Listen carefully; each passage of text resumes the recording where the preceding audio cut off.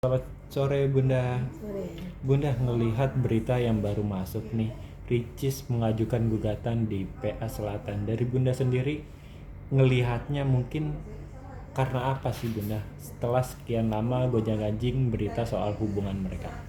Kalau karena apanya saya juga nggak tahu ya, tapi maksudnya kalau apa ya namanya, bahwa memang ada masalah di dalam keluarganya, mungkin ini pada titik dimana merasa sudah tidak pernah, nggak bisa ada jalan keluarnya. Tetapi kan intinya kalau di pengadilan kita masukkan kan pasti ada nanti ditemukan dulu suami sama istri untuk dicari apakah masih bisa dilanjutkan atau tidak. Jadi mungkin mengajukan itu memang sudah ada niatan, tetapi belum tentu kemudian jadi langsung ketok palu akan kemudian bercerai kan. Ada kemungkinan diberikan kesempatan untuk ibaratnya berbicara tentang masalah masing-masing itu gitu.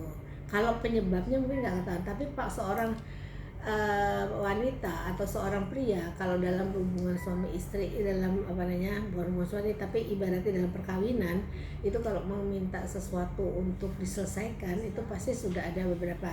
Ada juga yang memutuskan itu hanya dengan satu atau dua hal, tapi tiba-tiba memutuskan bahwa sudah tidak mungkin lagi untuk bisa diteruskan. Tapi pertanyaannya selalu biasanya adalah seberapa besar usaha yang sudah dilakukan untuk mencoba untuk memperbaiki. Manusia nggak ada yang luput sama kesalahan. Tapi pertanyaannya, kalau misalnya sudah tahu ada kesalahan, kalau dibicarakan apakah mungkin untuk diperbaiki? Nah, kecuali udah dicoba lagi tidak juga diperbaiki. Ada contoh-contoh kasus seperti itu, sehingga berdampaknya yaitu kemungkinan lanjut cerai. Oke Bu, ngelihat mungkin akhirnya Ria Ricis ajukan gugatan, berarti dia yang merasa selama ini dirugikan kah atau seperti apa Bu? Ya mungkin karena tidak ada tindak lanjut dari masalah ini. Saya nggak tahu tindak lanjut itu tidak ada, apakah yang satu tidak mau memberikan kesempatan untuk berbicara, ini kan kita nggak tahu masalahnya di dalam mereka ya, untuk berbicara, untuk kemudian untuk ibaratnya menyelesaikan masalah ini. Yang satu mungkin kemudian yang nunggu, yang satunya juga ternyata nunggu, akhirnya tidak ada kesepakatan untuk bagaimana cara memecahkan masalahnya.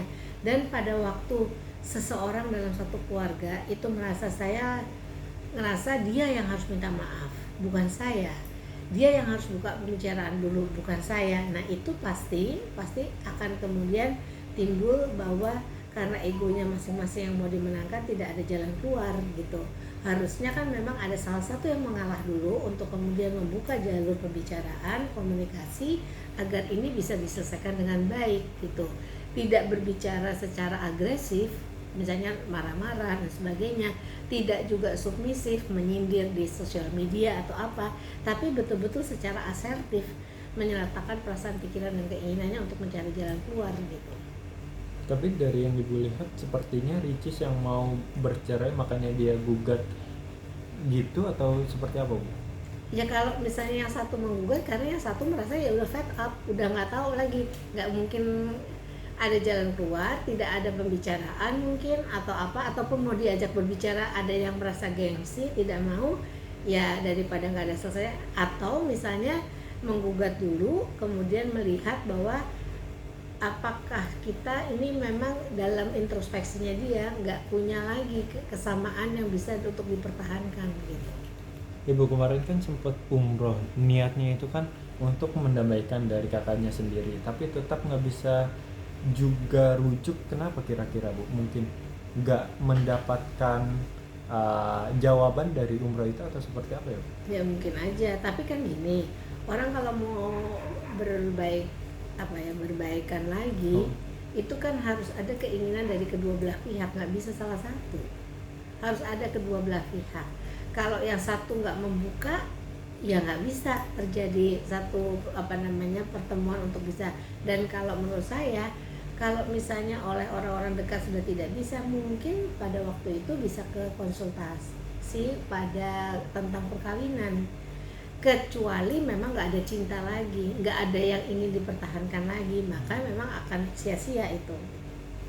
Ibu berarti melihat Ria Ricis kan seringkali mengunggah entah dari sindir-sindiran atau kata-kata quotes gitu, sebenarnya benih-benih perpecahan sudah terlihat ya Bu dari dia mengunggah itu semua.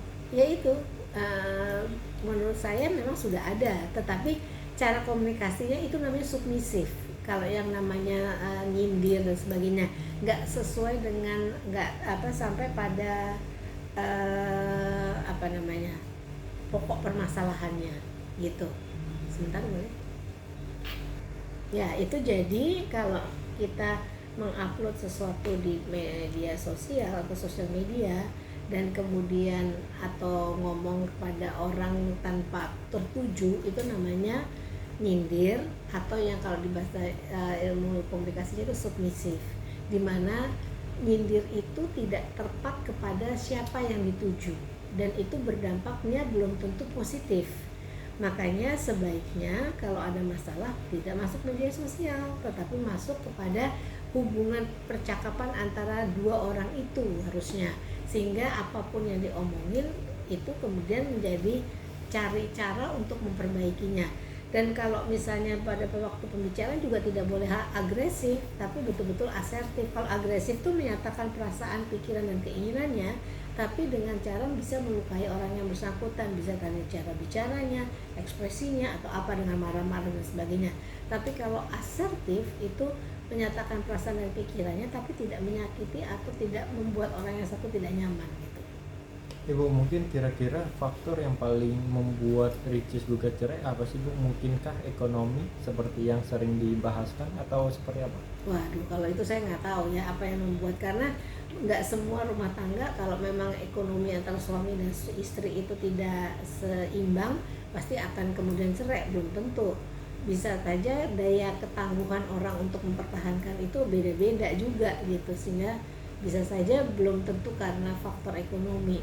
Apa faktor misalnya tidak seimbang dengan perhatian ke keluarga masing-masing juga belum tentu. Kita mesti nanya kepada yang bersangkutan yang menjadi penyebab, karena kalau orang marah, orang memutuskan misalnya untuk bercerai, itu pasti udah kumpulan dari macam-macam masalah.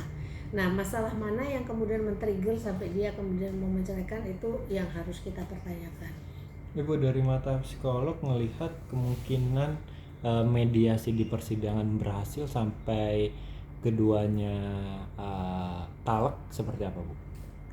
Nah, kalau mediasi kan tadi lagi, kalau yang satu sudah tidak berkeinginan, tidak ada cinta, tidak ada keinginan, karena kan tadi kalau misalnya bahasa kerennya it needs two person to tango, perlu dua orang untuk nari tango. Nah, ini juga untuk melanjutkan perkawinan perlu dua orang ini sama-sama menginginkan nggak? Kalau nggak nanti tabrakan, caranya berpikir dan berbicara, cara visi dan misinya juga jadi berbeda. Maka harus kemudian sepakat dulu bahwa dua-duanya memang ingin mempertahankannya gitu. Terlihat mungkin Tengku Ryan masih ingin melanjutkan Bu. Terlihat dari kemarin lusa Tengku Ryan masih mendoakan supaya hubungannya baik-baik aja dan dia masih pakai cincin kawinnya. Terus Mungkin Tengku Ryan benar-benar mau melanjutin dan Ricisnya tidak, atau seperti apa Bu? ya bisa jadi mungkin belum dibuka hatinya, sehingga tidak ada kemampuan untuk yang satu. Yang tadi saya bilang, kalau yang satu berkeinginan tapi yang satu tidak mau, maka akan sulit untuk itu, walaupun itu di Ka'bah, di depan Ka'bah atau di Madinah atau di mana, itu pasti akan sulit gitu. Dalam perkawinan tuh dua-duanya harus setara, walaupun salah satu yaitu yang laki adalah imam keluarga, tapi bukan berarti harus dominan. Begitu juga yang perempuan, apapun dia, pejabat kah, apa dia orang yang berpendidikan lebih tinggi dari suaminya, tidak bisa kita kemudian merasa bahwa kita lebih daripada pasangan kita. Harusnya memang kita merasa bahwa kita membutuhkan, saling membutuhkan, dan baru jalan. Kalau tidak, maka akan sulit gitu. Seberapa besar faktor anak Bu untuk mempersatukan mereka kembali? Kalau saya ngelihatnya, kalau mempersatukan itu bukan hanya karena anak harusnya, tapi betul-betul karena dua-duanya mau. Karena kalau nggak ada kebahagiaan juga kalau demi anak juga sih gitu ya, untuk si kedua orang ini. Jadi anak itu harus dipertimbangkan, karena bagi anak itu satu keputusan yang paling nggak dia sukai pasti. Karena setelah bercerai kan pasti walaupun ada ayah dan ibu tapi berpisah. tidak memiliki kemudian visi dan misi yang sama lagi, nilai-nilainya pun berbeda, ini malah bikin anak jadi bingung nantinya. Kalau ke tempat ibu bagaimana, ke tempat ayahnya bagaimana. Menurut saya itu pun harus disepakati setelah kalaupun ada perceraian. Terakhir, apa yang ingin Ibu sampaikan atau eh, saran mungkin melihat gugatan Ricis yang baru saja masuk, Bu? Eh, Kalau gugatan itu kan udah pasti keputusannya, tapi gini, kalau mencoba untuk apakah bisa dilanjutkan atau tidak, mungkin juga dengan memberi kesempatan, ya. Karena gini, pada waktu kita berpikiran negatif terhadap seseorang, maka semua apa yang dia lakukan akan kelihatannya jadi nggak bagus. Nah, itu dua-duanya, bagi dua-duanya. Maka kalau memberi kesempatan, upayakan mindsetnya benar dulu, tidak memihak, tidak memikirkan negatifnya, tetapi betul-betul satu tujuannya, yaitu untuk kelangsungan rumah tangga yang baru ini, gitu. Tapi kalau sudah salah satu nggak mungkin bisa dirubah, dia pasti akan kembali seperti itu lagi, maka akan sulit untuk terjadi satu perdamaian.